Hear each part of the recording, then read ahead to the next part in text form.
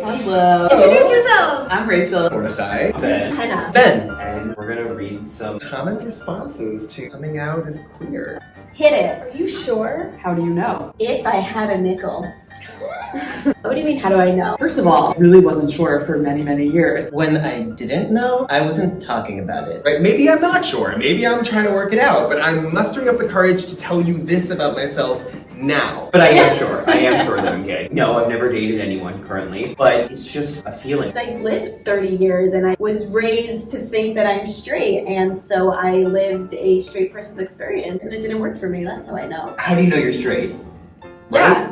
Think about it. How do you know? Well, I don't come out to you as not keeping Shabbos, so why are you telling me this? Why do you even feel the need to come out and tell me what you do in the bedroom? This I feel like especially when we deal with like 13 and 14-year-olds, this is like particularly infuriating. It's infuriating. Like that's gross, and the fact that anyone's mind Why are we goes that sexualizing way? children? We should really step back and ask ourselves, is it a good idea for us to be sexualizing children? I grew up in the yeshiva day school system, where every time we would talk about relationships, physical intimacy would come up, but like everybody would say it's not about the physical intimacy, it's about the relationship. Back in my days when I was straight, I was asked all the time, are you dating? What kind of person are you dating? What do you want? What kind of qualities do you want in him? And then suddenly I came out and they're like, oh, I really don't want to know that you're dating. You're about this part of your life. Keep it to yourself. And then the first rabbi that I came out to, all he wanted to talk to me about was like physical intimacy this, physical intimacy that. And I'm like, I am literally here to talk to you about relationships. And it felt to me like the most un-Jewish approach that I'd come in contact with, because I was really just telling people to like bring them into my experience. Just sharing about who you are as a person. Really, I'm just telling you this because I want you to know who I am. Ooh, are you attracted to this person? Ooh, wait, are you attracted to me? No.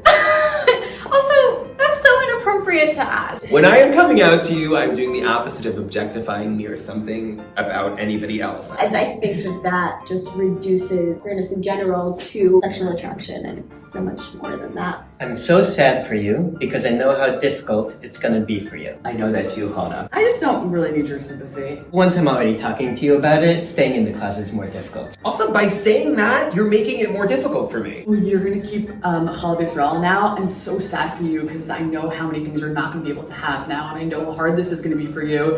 And I'm like, this is my life. I did not ask for your sadness. Yeah. I'm not here for it. I think a better response is like, and therefore I will be that person that can support you. Let's do a good way to Okay, respond. yeah. If it's hard for you, I am here and I'm going to support you through that. Thank you.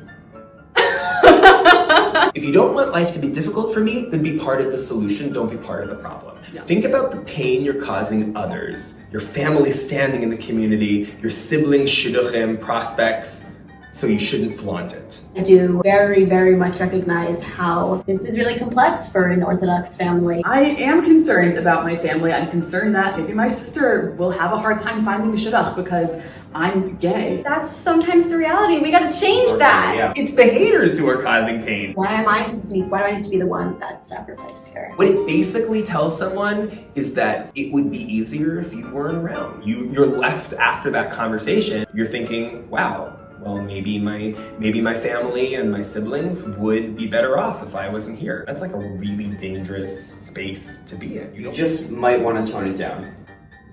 What do you want from me? We're living our lives. And you're telling me, actually, can you just go back in? Just stop being yourself. I probably spent years toning it down, and then I kind of just got tired of it. What's, I think, really dangerous about this is that the subtext is tone it down, because if you don't tone it down, you deserve some of what's coming at you. It reminds me of AntiSemitism in that maybe people who wear all of this Jewish garb, maybe they should just tone it down a little bit. If not, they're asking for it. Right, if only they didn't wear their yarmulke, maybe they wouldn't be the subject of anti-Semitism. We can't blame the victim here. The people who are themselves need to be celebrated.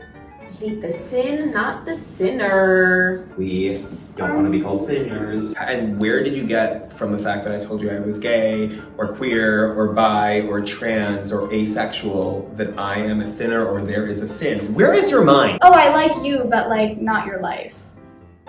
Okay, so then maybe don't be a part of it. I don't know. Right, yeah. Listen, I totally understand you, I get you, but you can't tell other people because they won't. Well, it's not really up to you. And also, how do you know what other people are going to say? In my coming out process, I thought some people were going to have great reactions, some people were going to have terrible reactions, and I was surprised across the board. When I told my grandma, first there was an awkward pause, and then within 10 minutes, she's telling me about how she watches this Ellen DeGeneres show. She was literally like, sure, get me a great grandkid.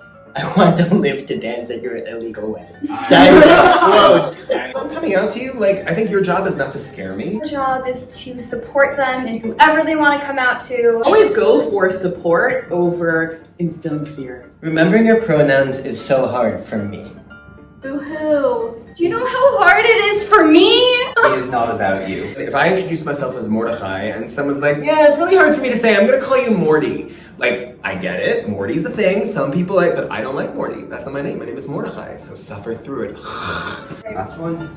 Here we go. At least you're not one of those gays. You're fine. To me, this is like, well, I don't like Jews, but like, you're the okay kind to me. Like, if someone said that to a Jewish person, we would call them anti-Semitic. Right. Maybe I want to be one of those gays one day, and you telling me that it's bad to be one of those gays is hurtful. I remember having this mantra. I came out to be myself. The beauty of being queer is that there's so many ways to do it. The fact is that those gays who had to be out and loud and proud and assertive, they're the ones who made changes. And you're lucky that there are those kind of gays in the world. As one of those gays, I mean, you're welcome. All right, this is fun. Yes. So good. So good. This was awesome, Ben. Hope you listen. Okay.